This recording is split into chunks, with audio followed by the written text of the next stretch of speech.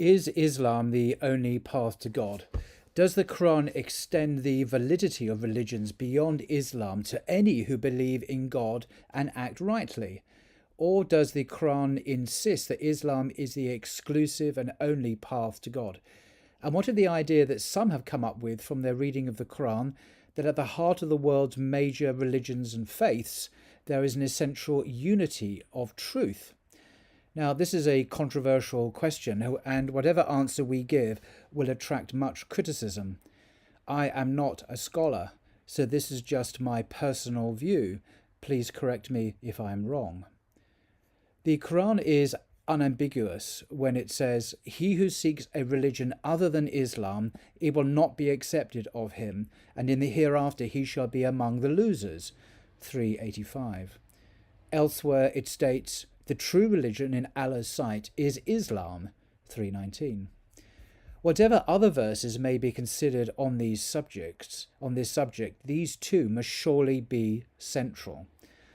Turning to the words of the Prophet, we find him proclaiming, "By him in whose hand is the life of Muhammad, anyone from this nation, be they a Jew or a Christian, who hears of me and dies without believing in what I have come with, shall be among the inhabitants of hell." On this hadith, Imam al-Nawawi says, "It contains a proof that all religions have now been abrogated by the prophethood of our Prophet.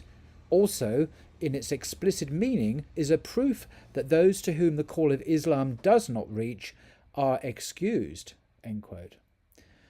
Not only has the religion of Islam that the Prophet was sent with superseded all previous revealed teachings, this last dispensation is a universal one too. The Quran says, "Say, O mankind, truly I am the messenger of Allah to you all." 7158. The Prophet's sacred law, then, has abrogated and superseded all earlier revealed laws, except those provisions in them that the new sacred law has reconfirmed. In the last century, a view has arisen which says that Islam affirms the validity of other religions. Recourse has been taken to the following verse to justify this claim. "Those who believe in the Quran, the Jews, the Christians, and the Sabians, whosoever believes in Allah and the last day, and does what is right, shall be rewarded by their Lord. No fear shall come upon them, nor shall they grieve." That's 2nd Surah, verse 62. This verse, it is believed, extends the validity of religions beyond just Islam and the possibility of salvation beyond just Muslims to whoever believes in Allah and the last day. The error of such a claim can be gauged from the following 3 points.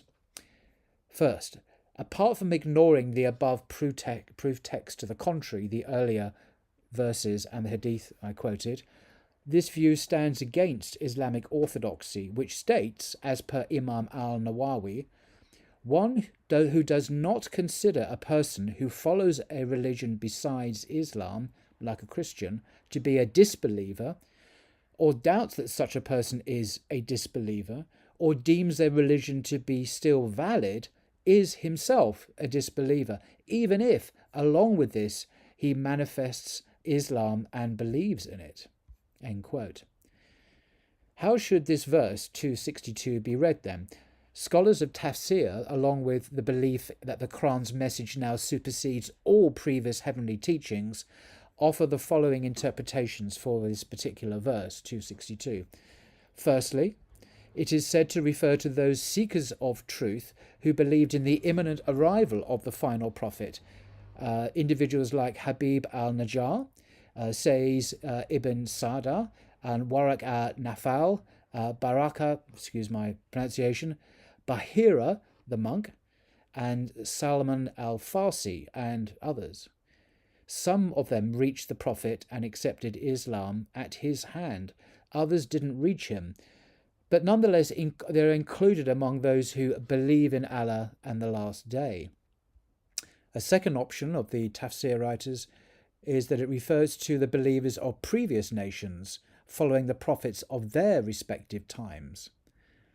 Another option is it's claimed to refer to those Jews and Christians who, prior to accepting Islam in the time of the Prophet Muhammad, followed the unaltered teachings of Moses and Jesus, peace be upon them both. A few say it refers to the hypocrites, which is somewhat odd. Whatever the correct intent of this passage is, 262, the view which extends salvation unrestrictedly to include even those who deny the Prophet Muhammad's prophethood is conspicuous by its absence in the classical tafsir literature. Now, Ibn Kathir helps put the above verse into context with his customary hermeneutics, and I think this is a really good quote from him. He explains, quote, "The faith of the Jews was that of those who adhered to the Torah and the way of Moses, peace be upon him, until the arrival of Jesus. With the advent of Jesus, those who followed the Torah and the Mosaic laws, not leaving them to follow Jesus, were doomed. The faith of the Christians was that of whoever adhered to the gospel and to the teaching of Jesus. They were believers and their faith valid until the advent of Muhammad, peace be upon him. Those who reject Muhammad by not leaving the gospel and Jesus' way are doomed." This, he writes, doesn't conflict with what Ali relates from Ibn Abbas, who said that, quote, "Those who believe in the Quran, the Jews, the Christians and the Sabians, whoever believes in Allah on the last day, was followed by Allah revealing, he who seeks a religion other than Islam, it will not be accepted from him, and in the afterlife he will be among the losers." End quote. For what Ibn Abbas is simply informing is that no path is acceptable from anyone, nor any deed, unless it conforms to the Sharia of Muhammad now that he has been sent. Prior to this, anyone who followed the particular prophet of his time was upon right guidance and the path of salvation. So, in the light of all this teaching, the philosophies that speak of the essential unity of religions, or perennialism, are disbelief, kufr. The metaphysics of these philosophies is such that they insist the world's major faiths, Judaism, Hinduism, Buddhism, Christianity, like Islam, all contain at their heart a core set of esoteric truths, despite them differing immensely in their external appearance, forms and practices, and even in their many beliefs. They also believe that these major religions, again like Islam, are still valid, retain their validity even today. The metaphor used to describe the unity of religions is that of a bicycle wheel. The spokes represent the different religions. The hub symbolizes God, the supreme being, the transcendent reality. Just as the spokes come closer to each other as they near the hub, so too, as each path comes closer to the one reality, it comes closer to all other paths. Now, as appealing as this sounds to some people, it can never pass for authoritative orthodox Quranic teachings, as has been shown. Asserting that such perennialist philosophy is clear disbelief, kufr, does not amount to an accusation that each specific individual who holds such a belief is necessarily an unbeliever, a kafir, as is well attested to in mainstream Sunni theology. The maxim in this matter runs as follows. This is the principle in Sunni theology. Not everyone who falls into disbelief becomes a disbeliever. The Sharia upholds the distinction between a general charge of disbelief and the charge of disbelief upon a specific individual. As Sheikh Ibn Taymiyyah said, quote, "They have not given proper consideration that making takfir has conditions and impediments that must be actualized if it is to be applied to a specific individual. Because a general declaration of takfir doesn't imply takfir on a specific individual until conditions are fulfilled and impediments lifted." End quote. I think it's a very helpful distinction. The perennialist philosophy, or the religio perennis in the Latin, was first propagated in the late 1930s. It was Frithjof Schuon, who appears in my last video, who would bring this idea to its fruition. Among those who came under Schuon's influence were those like Martin Lings and Guy Eaton, two Englishmen, and Syed Hossein Nasser. The first two rather, are converts to Islam. Now, such Muslims who, through a mistaken interpretation that led them into perennialism, they are part of a highly learned body of authors and academics who offer some of the finest critiques from a traditional perspective, and they offer profound spiritual expositions of Islam to modern beleaguered hearts and minds. And their writings have brought many Westerners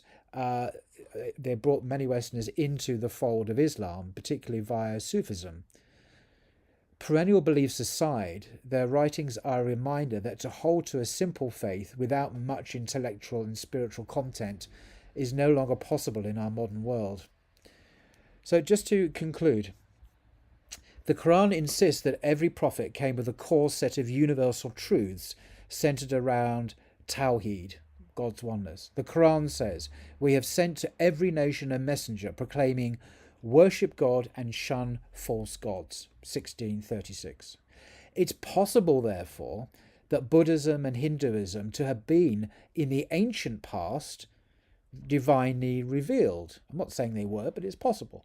It's equally true that the Quran insists of previously revealed religions and their scriptures that they have long suffered alteration and corruption at the hands of men, and that whatever revealed truths were once present in them have long since been forgotten, changed, compromised, or overshadowed by corrupted and idolatrous beliefs and practices. So while the world's major faiths do show similarities with Islam, this does not prove their essential unity with it as they currently exist. For they haven't only been altered, but they've also been abrogated and superseded by what was revealed to the final prophet Muhammad. This is why he who seeks a religion other than Islam, it will not be accepted of him, and in the hereafter he will be among the losers. Until next time.